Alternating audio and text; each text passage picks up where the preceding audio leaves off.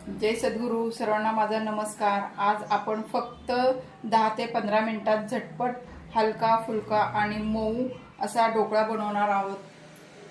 ते साहित्य या वाटीने मी सगळे माप घेतलेले आहेत. अर्धी वाटी पाणी, याच वाटीने मी 1 वाटी डाळीचं पीठ घेतलेलं आहे. 2 टेबलस्पून रवा, 1 टेबलस्पून साखर, अर्धी वाटी दही, चवीनुसार मीठ आणि हळद आणि हिनोची पुडी.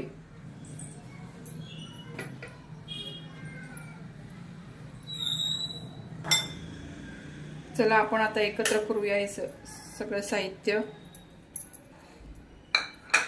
डाळीचं पीठ घेतलेलं आहे, अर्धी वाटी दही आहे,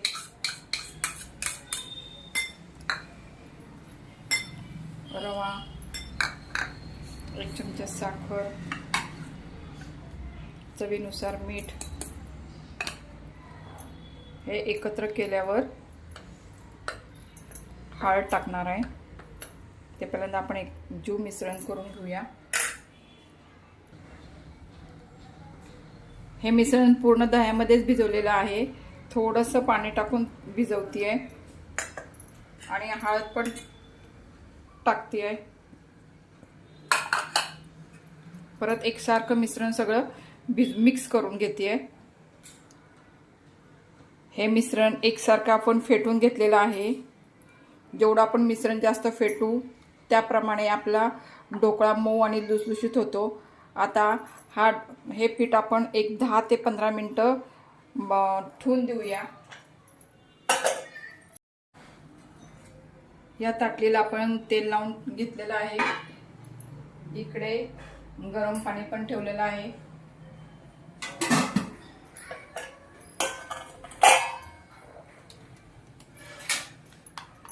या बॅटरमध्ये आपण 1 चमचा इनो घालून घेऊया.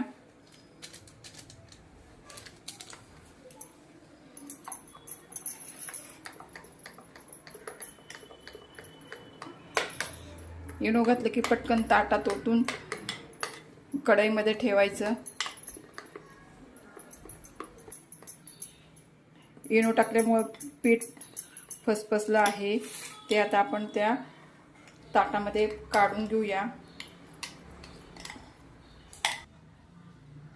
बेटर आपण याच्यामध्ये प्लेटमध्ये ओतून घेतलेलं आहे. टॅप करून आपण ते सगळीकडे पसरून घेतलेलं आहे. वरती पाणी कढईमध्ये उकळलेलं आहे. त्यामध्ये आपण ती प्लेट ठेवूया आणि 15 मिनिटांनी पाहूया. मंद गॅसवर 15 मिनिट आपण ढोकळा शिजायला ठेवला होता. शिजला की नाही ते पाहूया.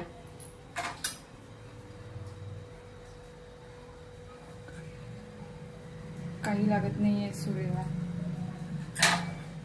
आपला ढोकळा शिजलेला आहे. गार करायला ठेवूया. ढोकळ्याचे आपण सुरीने पीसेस करून घेतले आहे. हिरवी चटणी आहे करून घेतलेली आहे. यामध्ये पाणी, साखर आणि मीठ टाकलेलं आहे. आता आपण ढोकळ्याला फोडणी देऊया. त्यामध्ये तेल टाकलेलं आहे, मोहरी टाकलेली आहे, थोडा कढीपत्ता मिरच्या अशा मोदमोद कापून त्यामध्ये टाकायच्या. तेलामध्ये तीळ, थोडा हिंग आणि मीठ केलेलं आहे ते पण त्यामध्ये टाकणार आहे.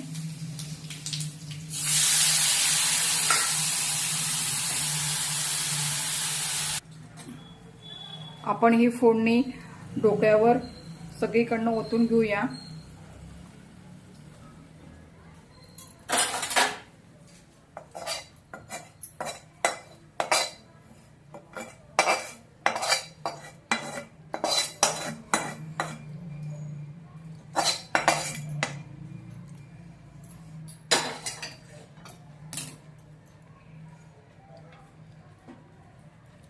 कोथिंबीर पण त्यावर टाकून घेऊया.